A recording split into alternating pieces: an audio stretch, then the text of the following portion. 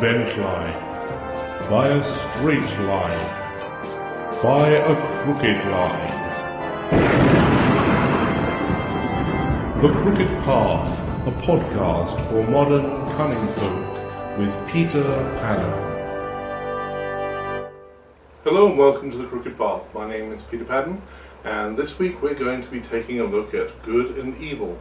But first, some news.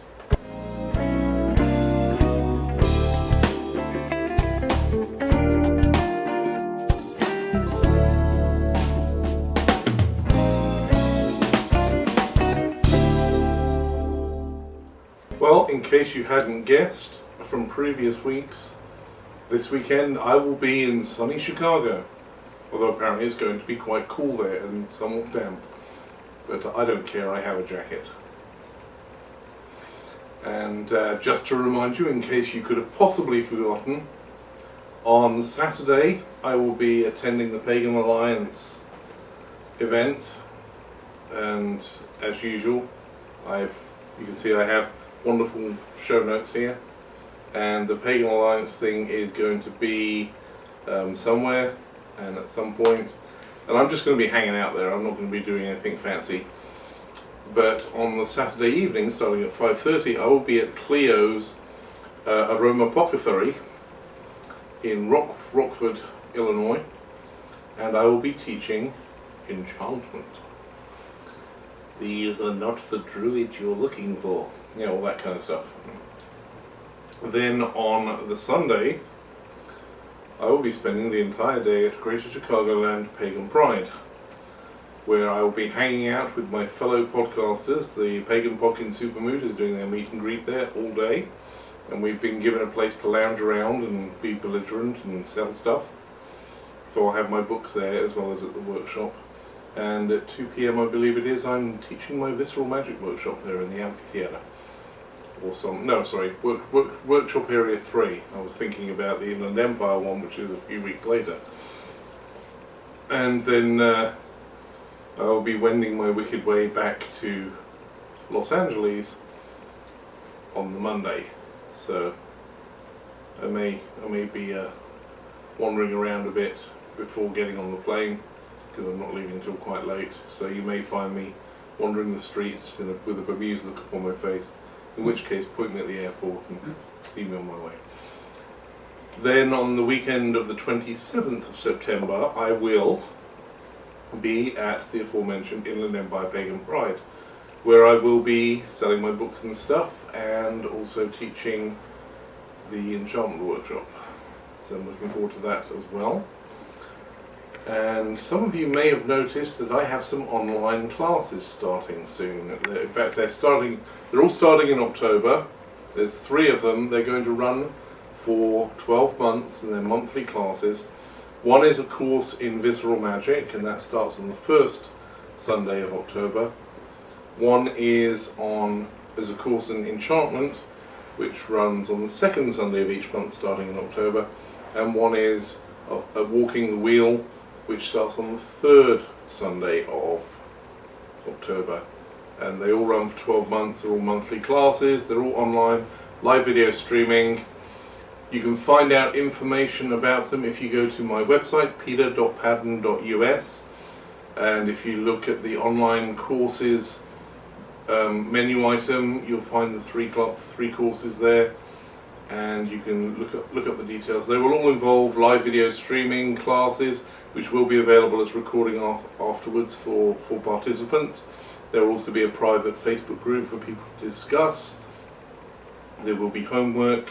There will be strange goings on, because there always is where I'm concerned. And it'll be fun, I think.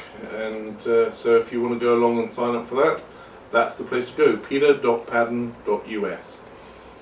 And it's not happening just yet, but don't forget to keep an eye out. Actually, on the same website, under the same menu, there is also a link for the E4th Wen Traditional Witchcraft, and when we announce our next intake of students for our Coven class, for our training Coven, that is where that announcement will be happening. I mean, I'll mention it here and elsewhere as well, but that will be where the main announcement is, and any other mention of it will direct you to that location for the details, for the gory details. So that's it on the news front for now. So let's have a look at this good and evil thing. What is good and evil? Well, there's a lot of different answers for that because it's a philosophical question. And philosophical, the famous Irish thinker, had a lot to say on the subject. And the first thing he said about it was that it's very easy to spot which twin is the evil twin because they always have a goatee. Which means that Christopher, my producer here, is obviously the evil twin because he is currently wearing a goatee. He hasn't grown one, he's just wearing one. He bought one at the thrift store and has got it perched on top of his head. He looks very fetching. But humanity has been obsessed with good and evil for a long time. But not for as long as humanity has been around, because actually the concepts of good and evil are relatively new in the grand scheme of things. They're older than planet Earth if you're a creationist, because they've been around for thousands of years, but they are not our oldest thing or our greatest moment in all honesty. One of the problems that we have as modern day pagans is that people who are not pagan in the Western world tend to have a somewhat dualist view of the world. They believe in absolute good and absolute evil, and the religious amongst them believe in a God of absolute good and a God of absolute evil. In Christianity it's God and the devil. In Islam it's Allah and the great Satan, aka the United States. And in Judaism it's Yahweh and my mother-in-law, if you believe all the jokes. But it's interesting actually. If you look at it historically, the idea of absolute evil is relatively new, and it was introduced into the world around about the same time as Christianity by a strange coinkydink, by the Gnostics of all people. And that's one of the reasons it's found its way into Christianity, because when Christianity was a young un trying to get some street cred, the early Christians hung out with a lot of Gnostics and adopted a lot of Gnostic perspectives on the universe, including the duality of absolute good and absolute evil. The particular form of good and evil that they adopted came from Mithraism, which was also a big deal in the Roman Empire at the time. And it really got quite interesting because in the form of Mithraism that was practiced in the Roman Empire, particularly by the Roman military, you had Ahura Mazda, who was the god of light. Mithras was the son of God, who was born on 25th of December of a virgin in a stable attended by shepherds. Sound familiar? Well, that wasn't all they borrowed. They also borrowed the idea of ultimate evil, because the character we know from the Bible as Satan or the devil, his origins in Judaism are not that of the big bad boogie monster. In fact, Satan in Judaism is quite literally the devil's advocate. He is the guy, he's the counsel for the prosecution, if you will. When you die and you come before God, he's the one who sits there and reminds God of all the naughty things you've done. And he is one of God's employees. And even in Christianity, Lucifer, Satan, the devil, whichever name you want to give him, was one of the angels who got kicked out of heaven because he didn't like the way things were being run. Well, it was a little more complicated than that. I mean, basically, there's at least one version of the story where Lucifer and Jesus are brothers. They're both sons of God, which one can interpolate to be one of the ranks of the angels. You know, these angels are sons of God, these ones aren't. So they only get one set of wings instead of two sets of wings or so. It's something to do with wings and eyes, or flaming feet or something. But there's an old story from somewhere. I can't remember where I read it because it was in my childhood, and I'm rapidly approaching my second one, so my memory is not too good on that score. But if I remember rightly, the basic way the story went was that God wanted to send down a beloved son to save humanity, and the choices were Jesus and Lucifer. And basically, Jesus wanted to come down and do the love and peace man, Hare Krishna. Oh no, sorry, that's the wrong religion, but yeah, he wanted to do the love thy neighbour and all that. And Lucifer wanted to come down and basically kill them all, and you can sort them out when they get to the pearly gates. And so God, luckily for us, chose Jesus. Never thought I'd say those words, especially on this podcast. And Lucifer rebelled, and there was a big war in heaven, and Lucifer and his followers got chucked out to become the devil down here, the great tempter. And thereupon he set about becoming the serpent in the Garden of Eden, and everything kind of went downhill from there. Now, interestingly enough, the Gnostics that Christianity borrowed a lot from, whilst they had this absolute good, absolute evil, they kind of had an interesting twist on it. And it's one of the reasons that once the Christians had established themselves and got the job as the official state religion of the Holy Roman Empire, they turned on the Gnostics, and they used this interesting aspect of Gnosticism against them. A lot of the Gnostics were of the opinion that God, Jehovah, was a fraud. They referred to him as the demiurge, and that he was the god of this planet, but he was not the creator. He just thought he was.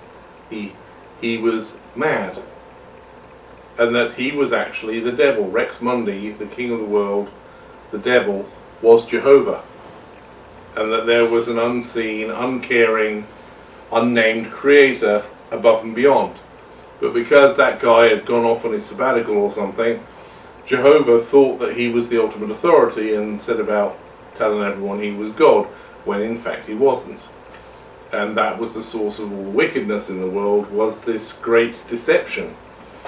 Which is an interesting way, especially when you look at the way Christianity has turned out in modern times, especially modern American evangelicism.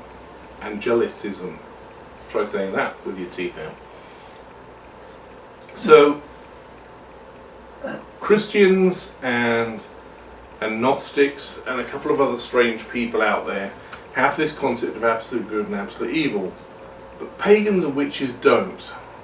What does this mean for us as magical practitioners? Well, for starters, it takes a lot of the pressure off, because we're not going to get damned for all eternity, despite what the Christians tell us, because they don't have the franchise on the afterlife. They only have the franchise on being annoying little gits in this world. Once you cross the threshold into the mound, all bets are off. So, And basically, for most but not all pagan practices, good and evil are on a sliding scale. There's no absolute good, there's no absolute evil. There are not really evil people, there are just evil things that are done, evil deeds, if you will. As AC/DC said, dirty deeds done dirt cheap. Under that reckoning, you probably wouldn't be taken very seriously for saying this, but you could say that Hitler wasn't evil. The things he did, the choices he made, were evil.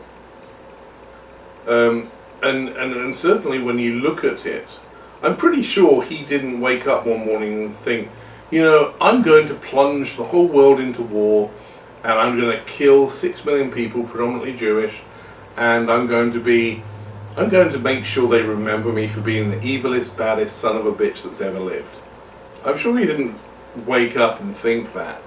He thought he was doing what was right for his people and himself. I honestly, sincerely believe that. I think he was misguided. I think he was demented. I think he was a monster. But I don't think any human being could live with themselves if they truly believed what they were doing was evil. Humanity has a really great way of justifying themselves when they do stuff.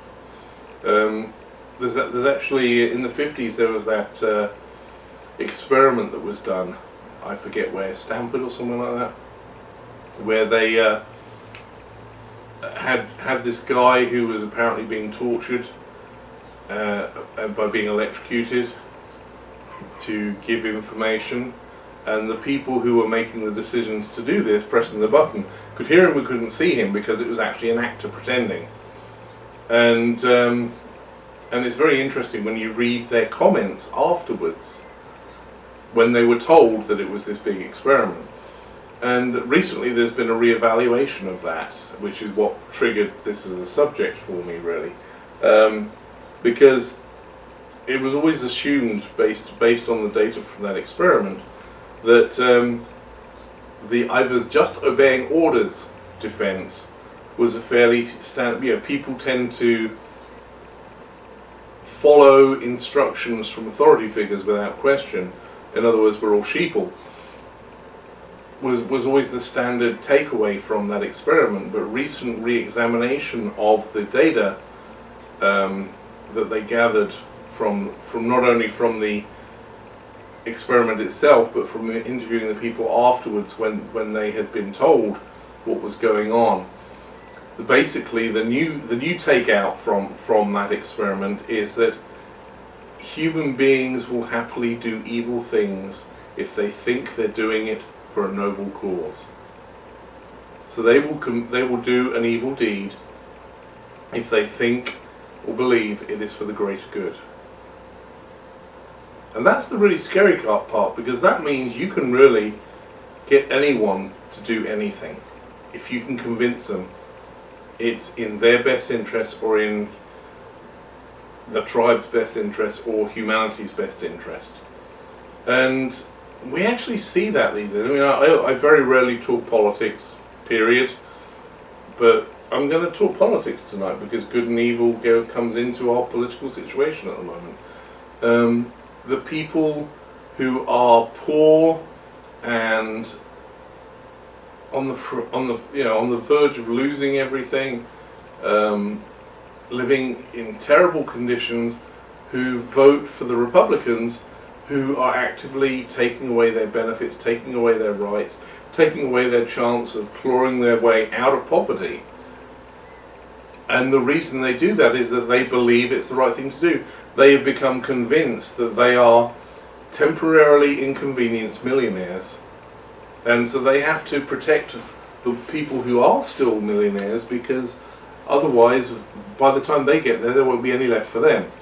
And it's this incredible disassociation, the cognitive dissonance that is going on in the world today, in the political arena and generally in life so much. If there were going to be anything I would label as true evil, that is it. Getting people to act or vote against their own best interests by convincing them that it is the noble thing to do. And it is done through a combination of lies, of manipulations, and fear-mongering. When people are afraid, they don't ask questions. If they are running for their life and somebody in a uniform tells them to run that way, they will change direction and go off in that direction without a second thought. Straight into the mouth of the beast. And that, for me, is what is truly evil. It's not absolute, and it's not... Nobody is completely evil either. You don't have this evil force in the world trying to influence people. I don't believe for a minute that the people who are passing these horrible pieces of legislation, anti-freedom legislation, anti-equality legislation, the people who are trying to stomp on equal marriage rights, the people who are trying to stomp on abortion rights, the people who are trying to prevent people from being able to vote, I don't believe for a minute that that they're doing this because they want to be evil. They're doing it because they believe it is a necessary evil. Break the rules now to preserve the bigger rules in their eyes. The trouble is they are misled. They are listening to their greed and listening to the greedy people above them who are feeding them bull, basically. And so this cognitive dissonance, where people are acting against their own best interests in the name of what they think is the greater good, is something that is a pervasive evil in the world, even though it's not something you can say this is the cause of it, this is the source of it. People have got away with it, and so it's snowballed out of control, basically. And the other half of that equation is the people who stand by and say, well, it's not my problem. Because it is. I can't remember who it is, but somebody famous once said that if fascism and evil ever take over the world, it isn't because of the evil mongers, the warmongers, it's because of the people who stand by and let it happen. So cognitive dissonance, where you allow yourself to be convinced to act against your own interests because you think it's for the greater good, and the inertia of standing by and doing nothing. The main reason why the Republicans keep getting elected is because Democrats tend, on the whole, not to bother voting. Somebody put out a thing on Facebook today that if everybody who normally votes were to take somebody who doesn't vote with them and convince them to vote Democrat, then the Republicans would get swept out of office. It's as simple as that. Now, this of course has got nothing to do with witchcraft, except if you want to change the world, one of the things you've got to do is overcome the inertia. And that means getting up off your arse and doing what you believe in, and actually thinking about it so that you don't allow yourself to be misled into doing something that's against your own interests. Next thing is to stop sitting on your arse and doing nothing about the things that you don't like. You've got to get up and do something. Now, I am not by any means an activist. You will not find me holding a placard in a demonstration. You will not find me chaining myself to a tree or going off on a Rainbow Warriors boat to defend the whales from the Faroe Islanders. I have a friend from England who is doing that at this very moment. Or even the people in England who are trying to prevent the badgers being slaughtered. I'm not that person. I'm not an activist. I'm not going to rally for the cause. I will donate to the causes that I believe in, and I will support them legislatively wherever I can by voting or signing and stuff like that. But I'm, like a lot of people, I'm not into activism. There are some things I will act on alone, and that's when things are directly threatening my life or the lives of my family. Or my biggest problems we have is they came for the gays, I wasn't gay, so I said nothing. They came for the cripples, I wasn't crippled, so I did nothing. Then they came for me. You do need to step in life. And this isn't just in politics, it's happening in all walks of life these days, but it started in politics. And exaggeration, or spider DNA, to my vegetables is a particularly good, sound or safe idea. It may be perfectly safe and sound and good science, but I'd like them to do the tests and show the results and let me know that there's spider DNA in my corn. And so there is a very valid reason for questioning Monsanto and GMO food stuff, and why they are so anti the idea of actually saying on the label on food that this contains genetically modified stuff. And usually the argument is, oh, we've been genetically modifying food for thousands of years. Selective breeding isn't the same as inserting alien species DNA into spider DNA is never going to get into the vegetation on this planet by selective breeding. Even if you do find a spider that's willing to hump an ear of corn, the exchange of DNA is going to be somewhat temporary. So you know, but people say such crap about the things that they're trying to prevent. I mean, GMO stuff, yeah, there's some definite concerns about it, but people say stuff that is patently untrue. An even more pervasive argument is artificial sweeteners. There's my favourite artificial sweetener, Splenda. I'm rather fond of it because it enables me to not have sugar. I'm being diabetic. I'm rather partial to not having too much sugar because I don't want to die. And people will tell you that Splenda is terrible, terrible stuff. They'll tell you about how when it's metabolized in the gut, it creates formaldehyde, or a chemical that's very similar to formaldehyde. And how dangerous that is. Well, yeah, if you had formaldehyde in your gut more than a certain amount, it probably would be pretty dangerous. Thing is, there's actually quite a few things we eat that create formaldehyde or similar chemicals in our gut, and it all gets washed out. Because the problem is, the stuff that gets created is the name of it, because it's a funky chemical name and I'm not a chemist, but it's a bit like getting upset about methanol when the thing that you're talking about actually drink methanol, boys and girls. Ethanol, on the other hand, it's in your beer, it's in your wine, it's in all kinds of stuff. And the trouble is, people aren't paying attention to the science. They see a word that looks like formaldehyde and they're, oh no, it's creating formaldehyde in my gut. And then they try to get it banned. Well, guess what? If you're going to give out information that's not true about something you believe in, you lose credibility. I will not support somebody, even if they have a very valid cause, if in the process of promoting that cause they tell me lies, or they exaggerate, or they hype it up, because I am so sick of that. All of this is something we inflict upon ourselves. The evil we create within ourselves. Cognitive dissonance, it happens to us too. We will do several destructive things for ourselves.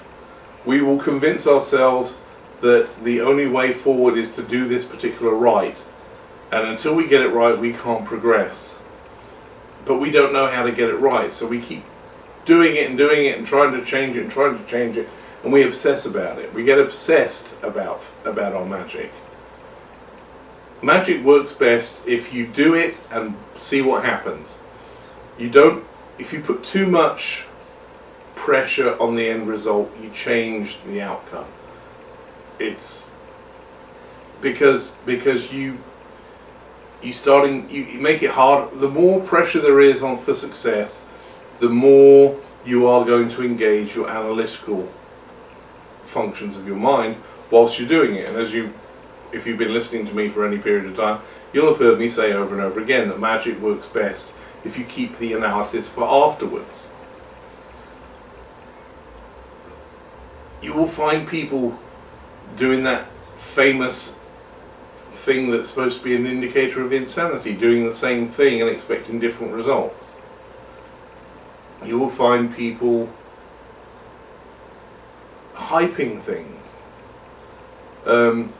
I had a teacher who was really good at magic, really good at taking disparate elements from all over the place and synthesizing them together into a functional whole that worked beautifully.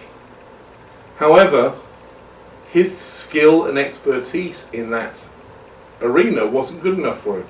He didn't believe in himself enough, and so he made up stories to support why he did things this way. He invented a family trend. He invented this hereditary thing that he'd received, and everything that he was doing supposedly came from this family tradition of his, and it was all bull. And when he got called on it, he went ballistic. And the thing is, he was actually really good. He was a good teacher and really good at what he was doing. And if he'd been honest about it, he would have also been highly respected. But instead, there's a whole bunch of people who don't trust authority figures in the field of the occult anymore. There's a bunch of people who have turned their backs on it completely because they don't have anything to do with people who are that dishonest. And there are a bunch of people who believe a load of total lies about a bunch of other people because they've been given half the story. So much damage done from one person not having confidence in his own ability and having to make up a story to back it up. This is the classic "I was initiated by my grandmother" story when you get it all from a book.